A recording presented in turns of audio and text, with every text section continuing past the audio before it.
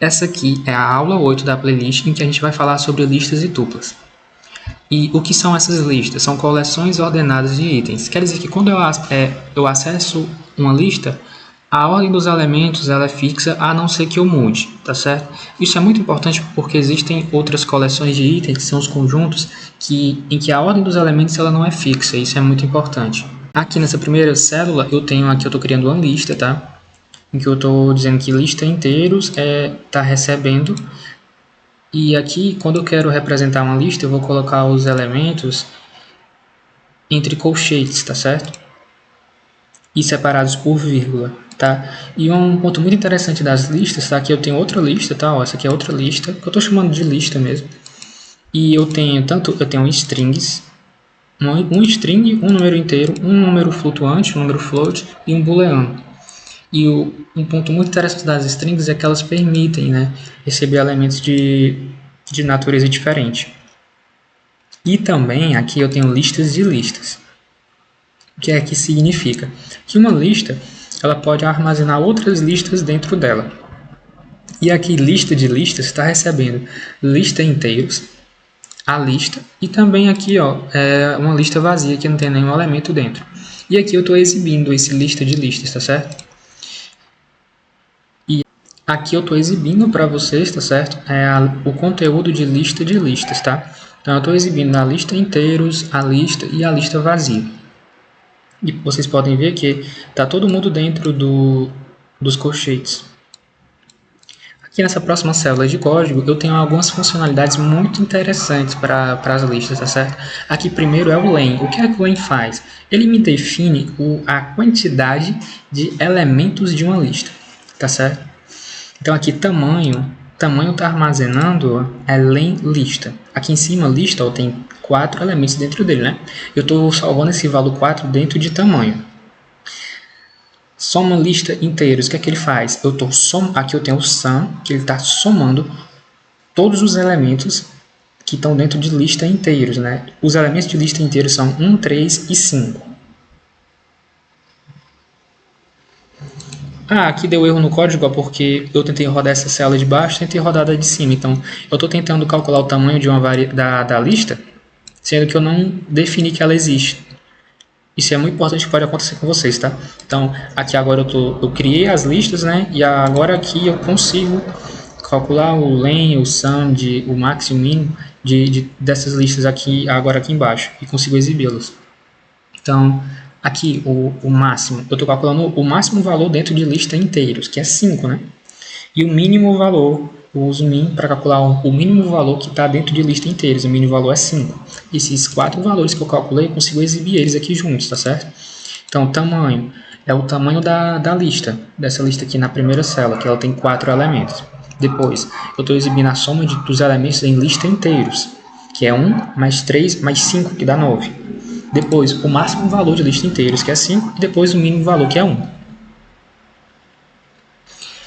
Agora, aqui eu estou calculando o len de listas. Só que, além disso, eu estou colocando esses colchetes aqui. Ó. Esse colchete e dentro dele estou colocando 0. O que é que isso quer dizer? Lista de listas, ela tem 3 elementos dentro dela, né? Voltando aqui para cima, ó. Lista de listas tem uma lista de inteiros, tem uma lista com 4 elementos de natureza diferente e tem uma lista vazia. Então, lista de lista tem 3 índices, certo? Tem o índice 0, que é onde está a lista inteiros, o índice 1, onde está a lista, e o índice 2, onde está uma lista vazia. Aqui eu estou calculando o len de listas no índice 0, ou seja, eu estou calculando o tamanho do elemento que está dentro de lista de listas, que no caso é uma lista de inteiros, e eu estou calculando o len especificamente desse elemento. Eu não estou calculando o len de lista de listas. O len de lista de listas é 3. Mas eu estou calculando aqui o len do primeiro elemento de lista de listas, que é a lista inteiros, que é 3. Porque lista inteiros tem 3 elementos dentro dela. Então aqui esse len está retornando 3 por isso. Isso é um detalhe muito importante quando você coloca o index, né? Quando você quer acessar o index de uma lista, você tem que estar muito atento em qual valor que você está colocando. E lembrar que Python é indexado em 0, tá? Então, sempre o primeiro elemento de uma sequência, seja de um string, de uma lista, de uma tupla, é zero, o índice é zero, tá certo? O primeiro índice, o index, é sempre zero. Então, mesmo que aqui lista inteiros tem 3 elementos, mas o índice começa em zero. Então, o índice lista inteiros tem índice 0, 1, 2, mas são 3 elementos. Agora, essa próxima célula de código, eu estou definindo uma lista x, né? A lista x vai de 1 a 5, tá? Aqui, essa variável 1 recebe o elemento que está no index 0 da lista x. Ou seja, eu estou coletando o valor que está no índice 0, que é o valor 1. Então, 1 aqui nessa variável 1 está recebendo o valor 1. Aqui a variável 5, ela recebe o elemento que está no valor de índice menos 1 de uma lista. O que é esse menos 1? É bem parecido com a teoria de string, né? O menos 1 é quando eu estou retrocedendo a lista. A mesma coisa de um string. Quando eu coloco o menos 1 no índice de uma lista, estou retrocedendo a string. Aqui eu estou retrocedendo a lista, então do final para o começo. O menos 1, na verdade, é o último elemento da lista, que no caso aqui é o 5. Então aqui 5, né, a variável 5 está recebendo o valor que está no último índice da lista x, que é 5.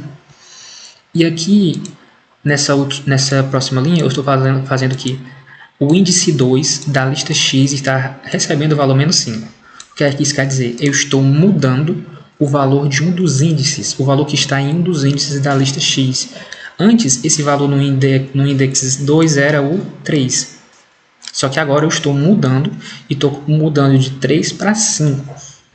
Então aqui você vê, né, que a nova lista, antes a lista ia de 1 a 5, mas agora ela é 1, 2, menos 5, 4, 5. Certo? Isso é muito importante. Aqui nessa próxima lista, agora x, né, é 20, 10, 20, 30, 40 e 50. Certo? E eu estou fazendo um fatiamento. Aqui eu estou fazendo do quarto ao último. O que é que isso quer dizer? O quarto elemento é o índice 3, né? Porque lembrando, o Python é indexado em 0. Então eu estou coletando.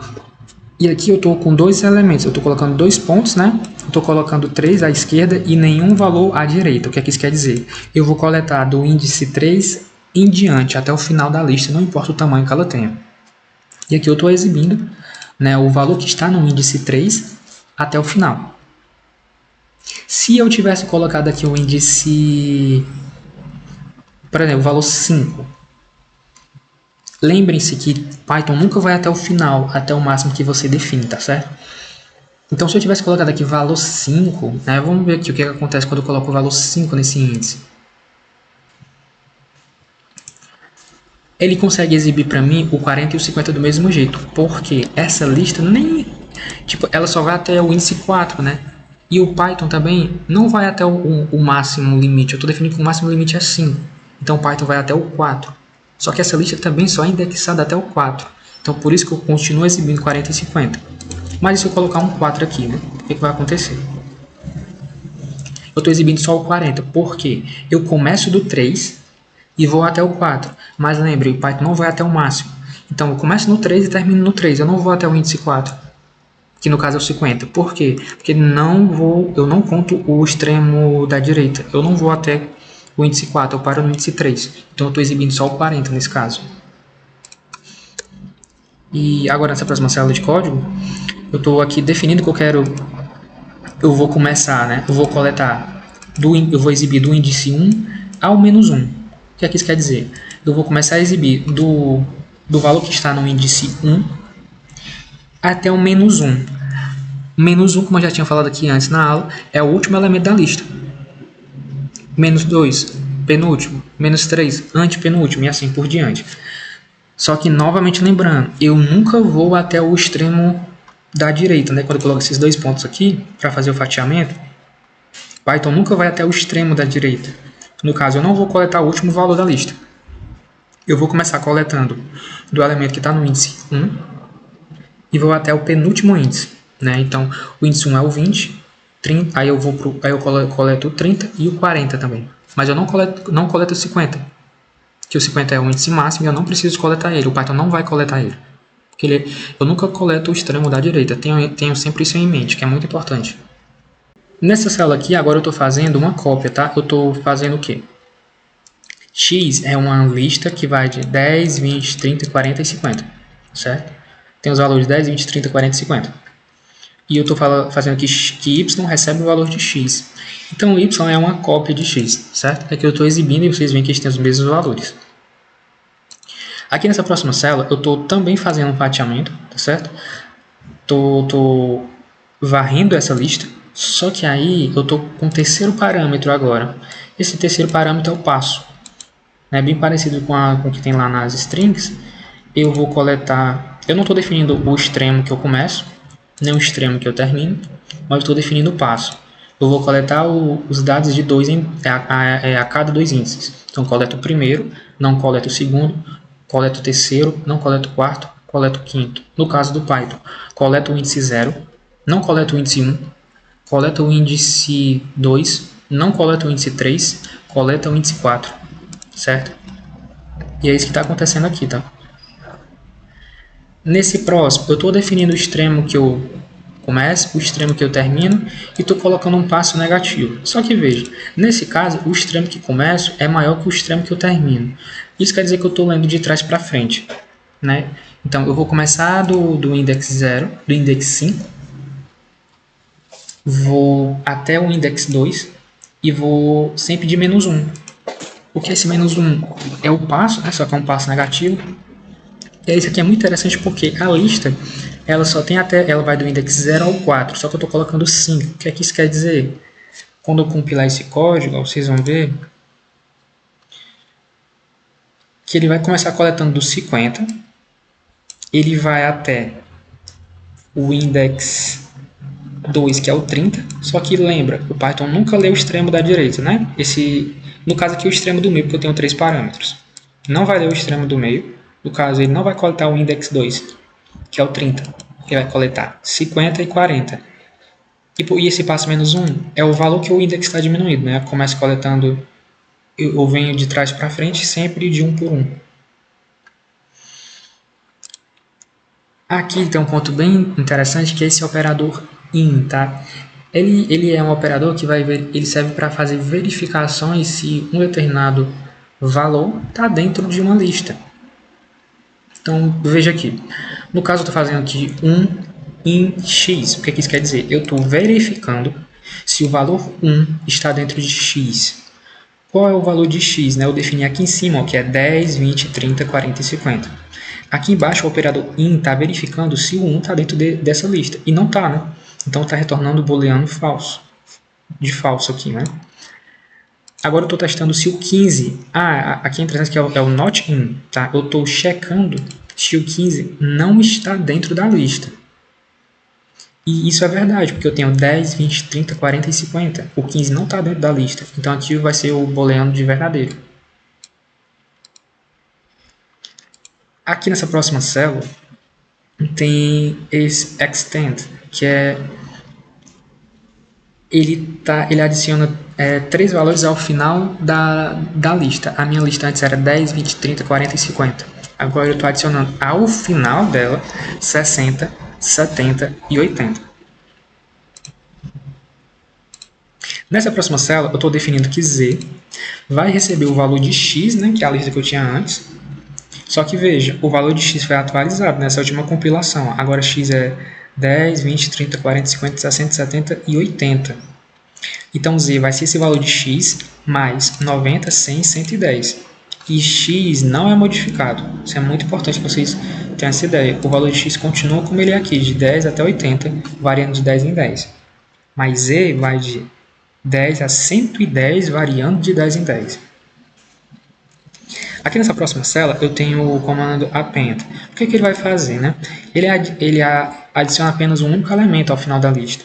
Então, eu tenho agora eu defini que x é 1, 2, 3. E eu quero adicionar o 10 ao final da lista. É isso que vai acontecer aqui. Ó. Agora, o valor de x é 1, 2, 3 e 10, que está lá dentro da lista que foi adicionada agora. Certo? O extend ele vai adicionar mais de um valor. O append é só 1. Aqui, nessa próxima linha, eu tenho a descompactação de uma lista. O que é isso?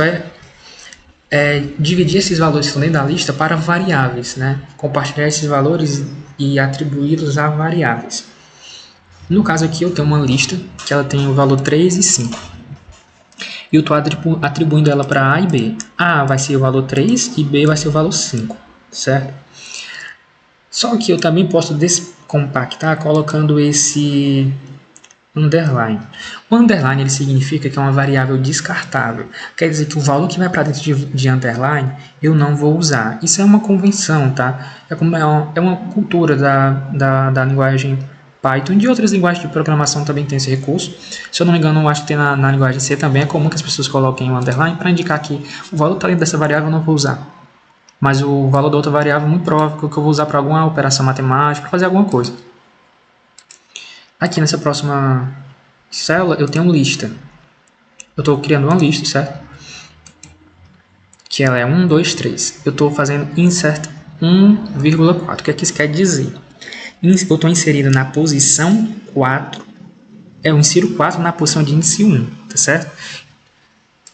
Só que essa inserção, eu não mudo o valor que estava ocupando antes esse índice, né? No caso que antes ocupava o índice 1, era o número 2.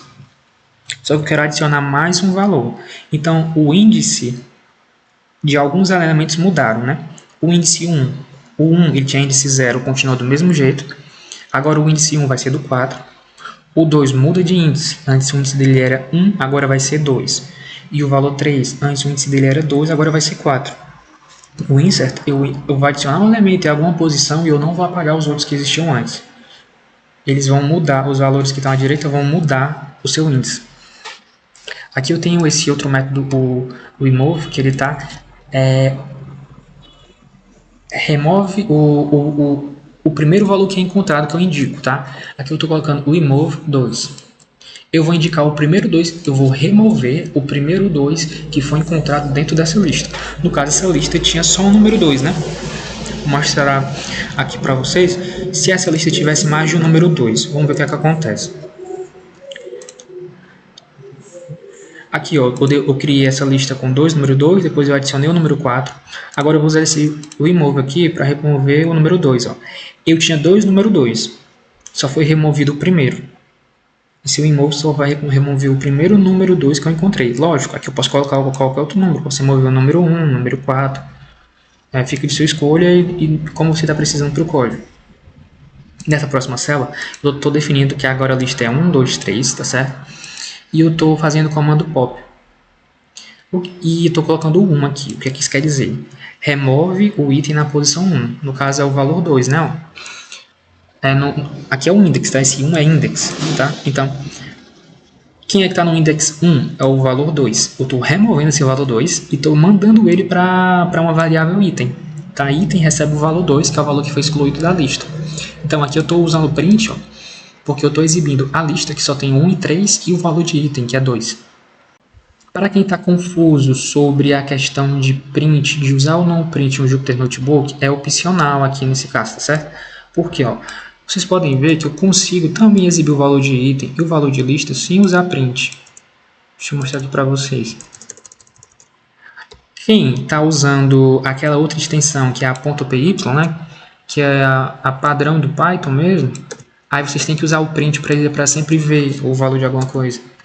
Mas aqui para o Jupyter Notebook, eu consigo visualizar, tá vendo? Só que aqui está sendo exibida a lista e o valor de item. Tá certo? Por que eles estão dentro de parêntese? Isso aqui é uma tupla. Tá? Mais pra frente eu vou falar na aula mais sobre as tuplas. Mas aqui é outra forma de você exibir. Pode exibir com o print ou sem o print, tá certo? Mas porque aqui a gente está usando o Jupyter Notebook do Google Colab. No VS Code também, se você estiver usando o Jupyter Notebook, é opcional usar o print. Mas se você estiver usando a extensão .py, tem que usar o print para visualizar alguma coisa, tá certo? Aqui nesse comando da lista, ó, aqui eu estou criando uma nova lista, de novo, lista 1, 2, 3, e agora eu estou usando o clear. O que ele faz? Ele remove todos os elementos. Eu excluo essa linha, a lista se torna vazia. Aqui, nesse comando, eu estou criando a lista 1, 2, 3. Eu estou usando lista.index. Ele retorna o valor do índice 2, o que aqui isso quer dizer? Ela vai ver se existe esse elemento, né? E vai me retornar o valor dele, o valor do seu índice, né? No caso 2 está no índice 1, certo? aqui essa lista, agora eu estou criando uma lista que é 1, 2, 3, 2, 2. E eu estou usando esse comando .count. E eu dentro de parênteses estou colocando 2. O que é que isso quer dizer? Conta quantas vezes o número 2 aparece dentro dessa lista. E aqui eu estou exibindo, né? A variável contagem vai receber quantas vezes o valor 2 aparece dentro dessa lista. Que é 3 vezes, como vocês podem ver, né? Existem 3 números 2 aqui dentro. Certo? Agora aqui esse próximo comando, um ponto importante. Eu estou aqui mostrando várias funcionalidades, né? Que vocês podem aplicar nas listas. Existem outras também. Como é que você pode fazer para descobrir as outras? Pode tanto pesquisar no navegador como perguntar para o ChatGPT se alguma coisa que você quer fazer com a lista existe. Se não existir, muito provável que existam recursos, outras funcionalidades que vocês podem usar juntos para criar alguma coisa nova. Também é outra possibilidade. Aqui eu estou mostrando as mais importantes que vocês vão poder usar para resolver os exercícios que a gente vai ter em aulas de exercícios mais para frente. Aqui nessa próxima lista, eu estou definindo agora que ela é 3, 1, 2, tá certo? E eu estou usando esse comando sort. O que ele está fazendo? Ele ordena em ordem crescente. E antes era 3, 1, 2, agora é 1, 2, 3. Estão ordenados em ordem crescente. Aqui eu tenho a lista. Eu estou definindo por lista de novo, agora a lista é 1, 2, 3, tá certo? Estou definindo o valor dela. No caso, eu nem precisaria definir porque aqui ela já está ordenada, né? É a mesma coisa de antes, aqui eu posso só apagar essa parte, porque aqui em cima eu já apliquei o sort, então a lista já vale 1, 2, 3. Agora eu vou aplicar o reverse. O que ele vai fazer? Ele vai inverter o valor da lista, inverte os elementos, né? Aqui ela estava em ordem crescente. Agora o reverse vai colocar em ordem decrescente, 3, 2, 1, certo? E o valor que está armazenado da memória agora qual é? É 3, 2, 1. Lista, ela contém os elementos 3, 2, 1. Nessa sequência, nessa ordem. Agora aqui de novo, eu estou criando novamente a lista. Eu estou mudando seu valor. Agora a lista, ela é composta por 3 strings. Python é legal. Então, a lista é um conjunto com 3 strings. E aqui eu estou usando... E agora a variável vai receber o valor que está em os valores de listas juntos. O que é que isso quer dizer, esse ponto join? Eu estou juntando eles. Junto eles em uma string só. E eu vou juntar cada elemento separado por um espaço. Entre aspas tem um espaço. Então eu estou juntando todos os elementos, colocando um espaço como separador entre eles. Então eu tinha uma lista de strings. Agora eu tenho uma string formada por essas strings que estavam compondo a lista. E o valor aqui, resultado, Python é legal, que resultado é uma string formada pelas strings que estavam dentro de lista, certo? Então aqui foram as funcionalidades principais que você pode aplicar para as listas. Agora eu vou falar um pouco sobre as tuplas, que elas são muito parecidas com as listas, mas a principal diferença é que elas não podem ser modificadas. E o que é que isso quer dizer, né? Que aqui eu mostrei alguns comandos para vocês que eu podia inserir um novo valor em uma lista ou mudar o valor de um índice, mas isso não é permitido nas tuplas, certo? Então são valores fixos. E um ponto interessante, as tuplas podem ser representadas por parênteses ou só colocar os valores separados por vírgula sem parênteses. Essas aqui são duas tuplas, tá? Elas têm a mesma natureza, mas são representadas de formas diferentes. E aí um ponto bem interessante, ó, eu estou fazendo aqui 2 vezes tupla. Como eu disse, o valor de uma tupla não pode ser modificado, então o que é que vai acontecer? Eu só estou duplicando os valores da tupla. A tupla ali, ela tinha 3 e 5, certo? Eu estou multiplicando por 2. Eu só estou duplicando a quantidade de elementos que ela tem. Mas eu não mudo os elementos. Quando estou fazendo 2 vezes tupla, eu não estou de forma alguma fazendo 6 e 10. Não. Eu tinha 3 e 5, quando eu multiplico por 2 fica 3, 5, 3, 5. Eu só dupliquei os elementos e estou repetindo eles, na ordem que eles tinham antes. Só isso. E aqui agora, uma parte muito importante. Essa tupla aqui, que eu defini aqui em cima, ela tem 2 elementos, né? 3 e 5. O 3 está no índice 0, o 5 no índice 1. Aqui, ó, eu vou tentar mudar o valor que está no índice 0, que é o 3, né? Eu quero que o 3 se torne menos 1. Aí veja o que é que vai acontecer. É uma mensagem de erro. Por quê? O o objeto tupla, ele não suporta essa aplicação que eu estou tentando fazer, né? Essa implementação. Porque uma tupla, os seus elementos não podem ser modificados. Isso é muito importante, que você pode usar a tupla para armazenar informações importantes, que não podem ser modificadas, que ao longo do seu código você não quer perder, não quer que aconteça nada com eles. Então, e também mais para frente eu vou falar sobre dicionários, e tuplas são muito importantes para serem aplicadas dentro de dicionários. E, bom, era isso. Eu peço que, por favor, sigam, curtam e compartilhem, que vão me ajudar muito.